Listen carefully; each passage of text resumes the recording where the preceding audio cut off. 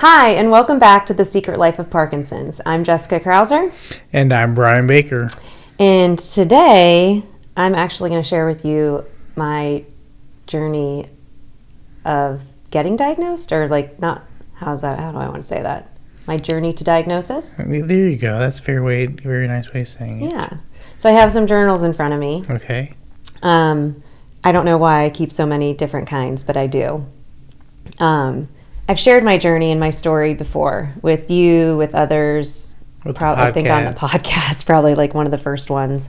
But this is something I've never really talked about with anybody. Nobody at all? Nobody? I mean, of course, probably Derek, but because he's along the way. But you're getting some juicy stuff. Well, and it's personal, but I think it's important because we all talk about the actual just the symptoms, but talking about the emotions that go along with it, and you still things going on in your life. So I tried pulling out some of the details that I thought were most relevant to what I'm trying to get at, but I might have to go to some of my books. So I have one, it's called Favorite Moment of the Day, and I started this journal back in I think 2016. And it was just supposed to be something that I write something, about the kids or myself or, and it turned into a lot more of Parkinson's. And then I started a prayer journal when I started going to adoration. So I grew up Catholic, and one of the things that that we have available to us is you can go, and it's basically sitting in silence, in church for an hour, however long you want to. And so I signed up to do that at a time when I was leaving my corporate job, or thinking about, do I leave my corporate company? So when I was with Abbott for 10 years, at the end of 2015, I was really struggling with, do I stay or do I leave? So this is way before any symptoms came on and any diagnosis. And I was trying to figure out, do I take a leap and do this new consulting job, or do I stay with Abbott and really just push through? So I was having a really hard time, figuring out what is the best thing for us from a family standpoint, financially, et cetera. And ultimately, after going, I'd go, I'd just think, I'd pray, whatever, and I would came out of it that I left Abbott and I would go to consulting, which I know sounds like, why am I talking about that? But it was a couple years, or a year or two into being with my company now, that the symptoms started coming out. And I always think back to, I was so busy at my corporate job that I feel like I would have overlooked a lot of the symptoms, and I wouldn't have had time to go to the doctor's visits and whatever. It just, again, to some people who have not worked in corporate, and they might be if you're feeling this, feeling that, you can go. But if you're in the corporate world, you know how difficult it is, especially pre-COVID, to get out and to kind of take care of yourself, to be honest. So that kind of set me on that journey of writing in a prayer journal, just always thinking, and I had an hour to myself every month to go through that. And it was in there that I started in 2018. Some of my comments were, am I joyful? So I do remember us discussing that. The joylessness, and I think I covered it off. So 2018? 2018. And I wasn't diagnosed until 2019.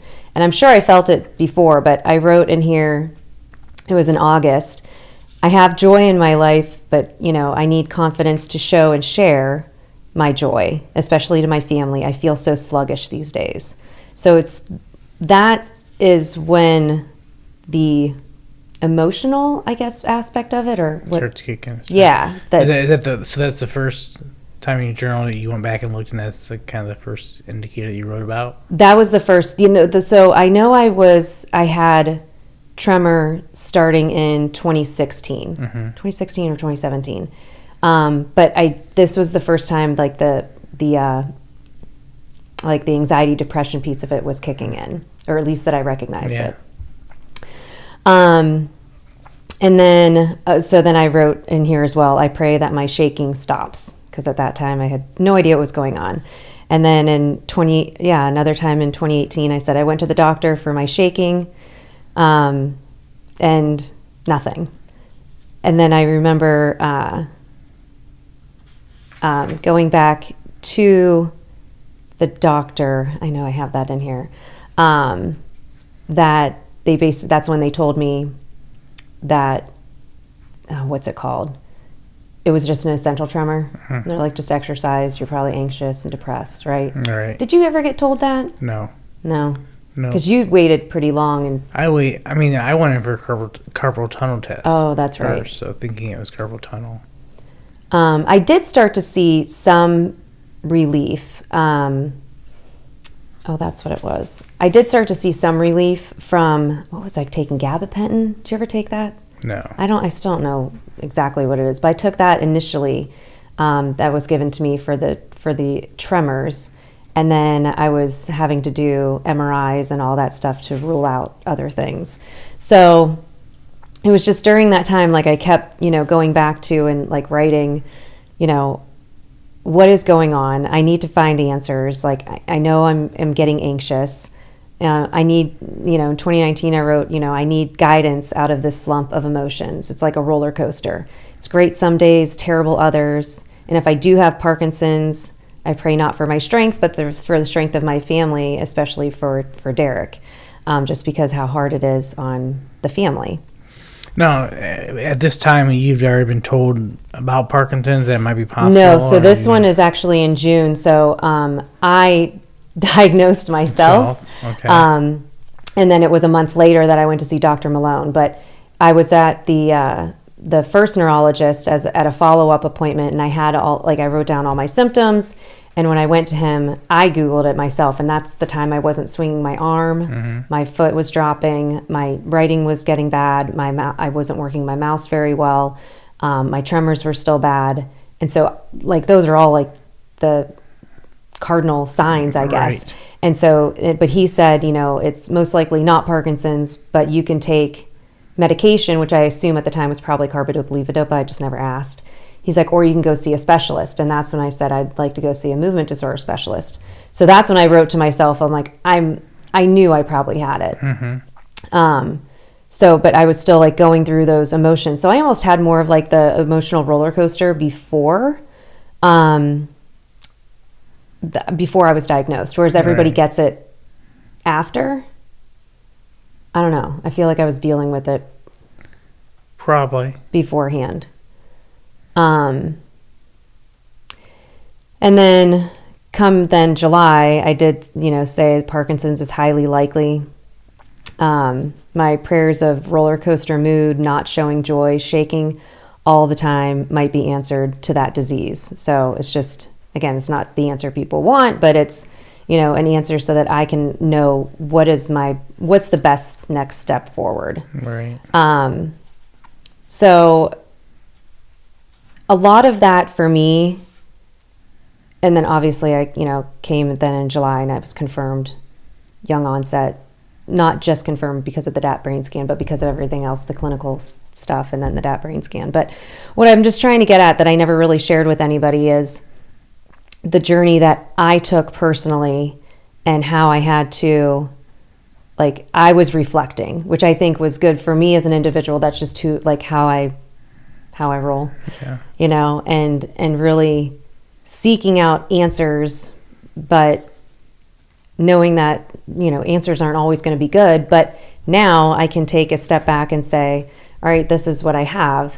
Now, what can I do moving forward? Now, how scared were you then versus how scared are you now? Or, how do you see your future back then versus how do you see your future today now that you know that there's treatment? Yeah, that's a good question. So back then, there were points where I knew I would still be okay. And I don't know why I feel that way or what I felt, but I was scared of, I don't know, at the beginning, I'm like, I don't know what the end of the year is going to look like. I don't know what next year is going to look like. I don't know what 5 years is going to look like. Now I'm not scared I don't want to say not scared at all, but like there was so much unknown and, you know, not knowing, like, you know, I'm 4 years in now and I don't feel, I mean, I know I'm worse than what I was, but not that much worse because of the medicine to me is working, exercise is working, less stress is working. So there's all these things I had to do in between to get me to where I am now. But yeah, in the beginning, it was a scary journey, but I had to stay strong for the rest of my family. Yeah, I mean, just looking back at thinking of my own situation, I'm more confident now in what the future holds versus what I was when I first got diagnosed 8 years ago. Mm-hmm. You know, because I see people living with the disease. Yeah. And that just boosts my... And you see yourself living with it. You know, you feel like you're the same person. Yeah. Right? Yeah. I mean, I know you're... I mean, we're the same people, but it just takes so much socialization out of it and uncomfortable situations and stuff. But I think... and I don't articulate as well as I should. You don't, but we're working on that, and you're doing very well today. Yes, thank you. But one of the things, I know you've talked about this before too, and I actually wrote it down as well, right? The day I was given the diagnosis, I wrote down, I said I didn't say why me, because at the end of the day, I kind of had an inkling as to why. Yeah. And it's because I do feel like I'm strong. I do know I'm the type of person that will just move forward. And what we're doing now is we're taking what we were given and we're turning it into education for others and hopefully reaching other people. We are? Aren't we? I thought we were just... Are there cameras in here? I thought we were just talking. You have a microphone in front of your face?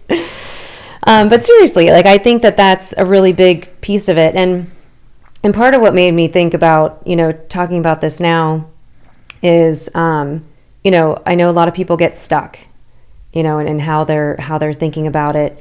I have one of my really good friends, her coworker is our age, and she was just diagnosed with ALS. And that, I can't imagine that disease. And I know, like, you know, reading about it, there's other people that are like us that are, you know, pushing through to try and make it better for others going through that disease. But then there's others, I'm sure they can't climb out of that hole because they're just quickly deteriorating. All right. And then I had another, you know, one of my daughter's friends, her mother passed away from brain cancer last week. And just knowing that, like, there is so much going on in this world. Anything can happen. I think what they always say, there's only two truths in this world, like you're born and there's only one truth, like everybody dies. Yeah. Like, that's not the way you want to live, or that's not the way you want to think about things. But at the same time, what can you do with the life that you have right now to help better other people and yourself? Good way to end it. Last 30 seconds. That was it. But in all seriousness, thank you for listening to my personal story, and we'll see you next time.